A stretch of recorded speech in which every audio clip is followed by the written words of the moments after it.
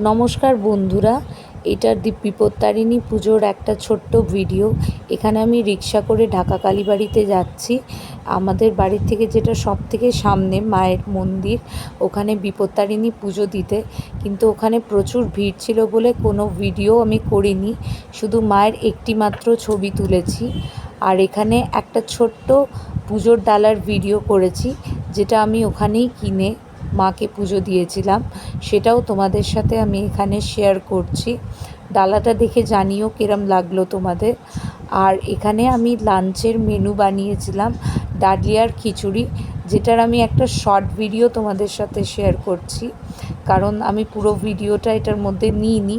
তো এই ছোট্ট একটা শর্ট ভিডিও বিপত্তারিণী পুজোর দিন কিরম লাগলো নিশ্চয়ই জানিও। আর আমার চ্যানেলটা যদি তোমাদের পছন্দ হয়, লাইক, শেয়ার অ্যান্ড সাবস্ক্রাইব করে দিও। Thank you.